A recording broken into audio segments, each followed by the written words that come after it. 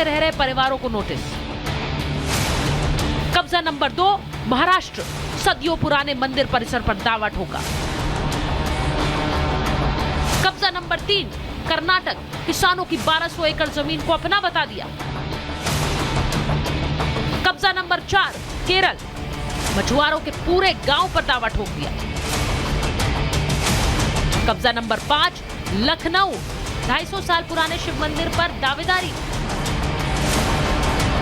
कब्जा नंबर 6, दिल्ली के 100 साल पुराने मंदिरों को अपना बताया। संसद भवन की जमीन पर भी दावा ठोका। वक्त के बेधड़क कब्जों के सैकड़ों उदाहरण, लेकिन ये 6 हाल फिलहाल के कब्जे हैं। इन जमीनों पर दावा तब ठोका गया जब वक्फ में सुधार के लिए सरकार एक बिल ला रही। यानी पूरे देश में वक्फ की ताकतों को लेकर एक चर्चा, एक बहस हो रही है। लेकिन तब भी वक्फ कब्जे न छोड़ने के लिए धमकियों पर उतारू। ताजा धमकी all India Muslim personal law board के अध्यक्ष की आई। अगर ये पास हो गया तो ये मुसलमानों के लिए हद दर्जा खतरनाक है। आपकी मस्जिदें भी, आपके मदरसे भी, आपके मकतब भी, सारी की सारी चीजें खतरे में पड़ जाएंगी। यह हमारे लिए जिंदगी और मौत का मसला है। अगर जरूरत पड़ेगी तो इस मुल्क का मुसलमान जेलों को इस तरह भर देगा। अब मौलाना खालिद के इस बयान के बाद राजनीतिक पारा हाई है, क्योंकि कुछ लोगों को लगता है कि ये जो पूरा के पूरा वक्फ सिस्टम है वो टच मी नॉट जैसा है कि अगर आपने छू लिया तो हाहाकार मच जाएगा, हंगामा हो जाएगा। उसी से समझ में आता है कि गड़बड़ नहीं बल्कि पूरा के पूरा गड़बड़ झाला है। देवकी नंदन जी से बात करेंगे, हमको तो लगता है कि उनकी भी बात जायज है। बनना चाहिए सनातन। अब जब सबका बनना है तो उसमें बनने में क्या दिक्कत है? बनना चाहिए। हमको तो नहीं लगता इसमें कोई दिक्कत होनी चाहिए। ये कांग्रेस सरकार नहीं जो डर जाएगी तुम्हारी गीदड़ भक्तियों से, ये मोदी राज है और मोदी राज में किसी के बाप से डरने वाले नहीं हैं। हिंदू धर्म गुरु भी वक्फ की जमीन को लेकर सीधे सीधे अब सवाल पूछ रहे हैं। वक्फ बोर्ड का नाम आते के साथ ही संपूर्ण भारत को अब जानकारी हो गई है कि वो एक ऐसा जिहादी बोर्ड है जो कि भारत की माँ भारती की संपत्तियों को अवैध रूप से कब्जाता है। यानी एक पाकिस्तान भारत के बाहर, एक पाकिस्तान भारत के अंदर बन रहा है। जब सनातन के लिए अलग से कोई बोर्ड नहीं और किसी के लिए अलग से बोर्ड नहीं, तो मुस्लिम समाज के लिए वक्फ बोर्ड क्यों? मैं तो मांग करता हूं भारत सरकार वक्फ बोर्ड को समाप्त कर दे। वक्त में संशोधन को लेकर मौलाना खुलकर धमकी दे रहे हैं। दूसरी तरफ असदुद्दीन ओवैसी, बदरुद्दीन अजमल और अरशद मदनी जैसे मौलाना और नेता भी खुलकर समर्थन में आ गए। वक्त को लेकर बनाई गई जेपीसी हल निकालने में लगी है, लेकिन आप ये 2 तस्वीरें भी देखिए। जेपीसी मीटिंग में एक तरफ हाथापाई हो जाती है तो दूसरी तरफ नेता वॉकआउट कर जाते हैं। इन सब के बीच कथावाचक देवकी नंदन ठाकुर का एक ऐसा बयान आया जिसने हड़कंप मचा दिया। वो कह रहे हैं वक्फ की जितनी जमीन सनातन बोर्ड के पास भी होनी चाहिए। अगर वक्फ बोर्ड इस देश में रहेगा तो सनातन बोर्ड का निर्माण होगा। सनातन बोर्ड का निर्माण इस देश में सरकार को करना होगा। प्रत्येक राजनीतिक पार्टी को इसका जवाब देना होगा। अगर आप वक्फ बोर्ड का सपोर्ट करते हो तो आपको सनातन बोर्ड का सपोर्ट करना होगा। अब सवाल यह है कि क्या देवकी नंदन ठाकुर की मांग पर अमल हो सकता है? सवाल ये भी कि जेपीसी के जरिए वक्फ में सुधार को लेकर कोई हल हो पाएगा? और सवाल ये भी कि अब वक्फ को लेकर अगर मौलाना धमकी दे रहे हैं तो क्या सनातन की धमकी भी जायज है? Bureau report, Republic Bharat. मैं महाभारत में अपने मेहमानों के पास जाऊं उससे पहले आपको बता दूं कि कथावाचक देवकी नंदन ठाकुर जी हमारे साथ जुड़े हुए हैं। मैं उनके पास पहले जा रही हूं। देवकी नंदन जी, बहुत स्वागत आपका रिपब्लिक भारत पर। आपके एक बयान ने एक हड़कंप सा मचा दिया है। आपने कहा कि 10 से 12 साल और रुक जाइए, पूरे देश पर वक्फ का कब्जा होगा।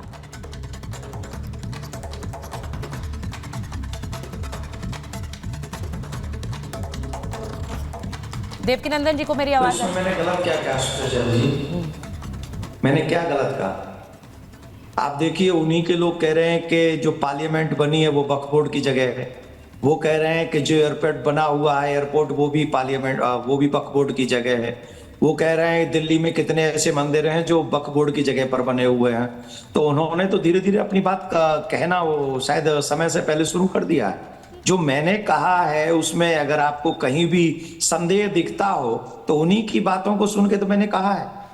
मैं कह वही रहा हूं जो वो कह रहे हैं, उनका सुन के मैंने बोला है कि एक दिन वही होगा कि वो कह देंगे पूरा भारत वक्फ बोर्ड का ही है, क्योंकि पूरे भारत में अकबर का और इन लोगों का, बेगम की, कोई इसी की पाल की, किसी का घोड़ा यहां होके निकला है, तो पूरा भारत वक्फ बोर्ड का ही है। आप ये कह रहे हैं कि जितनी जमीन वक्फ के पास है उतनी ही जमीन एक सनातन बोर्ड के पास भी हो, एक ऐसा बोर्ड बने जिसके पास उतनी ही जमीन हो, तभी ये सही होगा। आपको लग रहा है ये संभव है? क्यों संभव नहीं? आप देखिए कितने मंदिर हमारे सरकारों के अंडर हैं, और देखिए कितने साधु संत महात्मा, कितने हमारे ईश्वर के प्राकट्य इस धरती पर हुए हैं।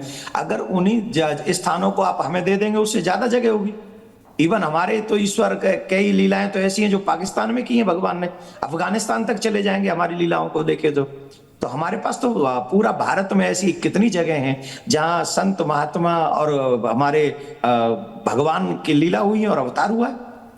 और अभी भी जितने मंदिर सरकार ने अपने कंट्रोल में ले रखे हैं उनसे कितनी जमीन लगी हुई है।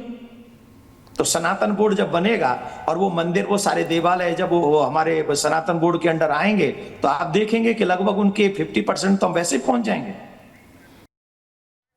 मैं ये कह रही हूं कि आपने वक्फ की जो जमीन है उसके लिए वो वक्फ बोर्ड कहता है कि तो हमारे लिए दान की गई जमीन है, जिन लोगों ने दान कर दी वो वक्फ की जमीन हो गई, तो आप लोग क्यों उस पर नजरें बनाए हुए हैं? सुचिता जी, मैं आपसे एक बात पूछना चाहता हूं। आप हमको एक बात बताइए कि ये भारत का इतिहास कितने साल पुराना है? 400 साल पुराना, 800 साल पुराना, कि लाखों वर्ष पुराना? बिल्कुल प्राचीन है, प्राचीन इतिहास, प्राचीन है ना। तो प्राचीन है तो इस देश में मुगल तो नहीं आए थे 600 700 800 साल पहले? उससे पहले तो ये भारत राम का था ना, उससे पहले तो ये भारत कृष्ण का था ना, उससे पहले तो ये हमारा देश साधु संत महात्माओं का ही था ना। तो ये पूरी जमीन जब हमारी थी तो दान करने वाले कौन थे? कौन कर गए वक्फ बोर्ड को दान? अरे दान तो हमने किया है पाकिस्तान बनवा के। आप जो पाकिस्तान में रह रहे हैं वो भारत की दी हुई जमीन है, दान की हुई जमीन है जिसपे आप लोग रह रहे हैं। बांग्लादेश हमने दान किया है जिसपे आप बांग्लादेशी रह रहे हैं। तो इनको कौन दान कर गया? अरे वाह, तुम तो पाकिस्तान भी दान में ले लोगे, बांग्लादेश भी दान में ले लोगे, अफगानिस्तान भी दान में ले लोगे और भारत में भी दान ले लोगे। और हमारे जो दान दिए मंदिर थे वो सरकार ने अपने कब्जे में ले लिए। आज वहां सरकारों का वहां करोड़ों रुपए, अरबों खरबे रुपए जो आते हैं उनका पता ही नहीं है कितने लोगों को उस रुपए से क्या क्या हो रहा। उल्टा हमारे ऊपर तो प्रसाद में भी उल्टी सीधी चीजें खिलाई जा रही हैं। गाय का गौमांस खिलाया जा रहा है हमको। एक सनातन बोर्ड होगा तो कम से कम इस अधर्म से तो बच जाएंगे हम लोग। एक जेपीसी बनाई गई है और सबसे बात करके उस जॉइंट पार्लियामेंट्री कमेटी के जरिए कि एक समाधान निकले, लेकिन आज भी वहां पर वॉकआउट हुआ है, पहले हाथापाई हो चुकी है। आपको लग रहा है इसके जरिए कोई समाधान निकलेगा देवकीनंदन जी? क्योंकि जॉइंट पार्लियामेंट्री कमेटी है। वो कौन लोग हैं? क्या वो ये चाहते हैं कि जो खुली आजादी वक्फ बोर्ड को मिली हुई है वो और मिले? उन्हीं नेताओं से हमने हाथ जोड़ के प्रार्थना की है कि सनातन बोर्ड बनाने में हमारा सपोर्ट करें। अगर वो वक्फ बोर्ड के साथ हैं तो कृपा करके वही सारे वही आजादी, वही रूल, वही रेगुलेशन सनातन बोर्ड को प्राप्त हो और उसमें जैसे उनके धर्माचार्य उस वक्फ बोर्ड में हैं वैसे ही हमारे धर्माचार्य सनातन बोर्ड में होने चाहिए। इसीलिए तो हमने सनातन बोर्ड की बात कही आपसे। आपको लग रहा है सनातन बोर्ड का जो एक प्रारूप होगा वो कैसा होगा? क्योंकि आप कह रहे हैं कि सारे मंदिर एक साथ आ जाएं और फिर सनातन बोर्ड में आ जाएं, यानी सारी जो मंदिर हैं उनकी सबकी जितने मंदिर सरकार के अंडर हैं और जो पुरातन मंदिर हैं वो सब सनातन बोर्ड के अंडर आएंगे। और जो कई पर्सनल संस्थाएं हैं और पर्सनल संस्थाएं जो अपने बिहाफ पे उस मंदिर को बनाती हैं और चलाती हैं और रख रखाव करने में उन्हें असुविधा होती है, उसका भी देख रेख हमारा सनातन बोर्ड करेगा। और उन्हीं मंदिरों के माध्यम से हाई फाई जो गुरुकुलम की परंपराएं वो चलाएंगे, अपना ज्ञान अपने बच्चों तक पहुंचाएंगे। उन्हीं मंदिरों से हम लोग व्यवस्था करेंगे कि वहां हॉस्पिटल की ऐसी व्यवस्था हो जो बेचारे अपना इलाज भी ढंग से नहीं करा सकते, उनका इलाज भी हो। और जो जरूरतमंद लोग हैं, कई ऐसे लोग हैं जो धन के अभाव में धर्म परिवर्तन कर लेते हैं, तो उनकी सेवा हम लोग उनके पास में जाएं, सनातन बोर्ड के माध्यम से जाएं, जिससे उन्हें बेबस होकर धर्म परिवर्तन न करना पड़े। बहुत सारी प्लानिंग हमारे दिमाग में है। सनातन बोर्ड बनेगा तो सनातन बोर्ड बनेगा तो सनातनी सुरक्षित होंगे, इसमें कोई संशय नहीं।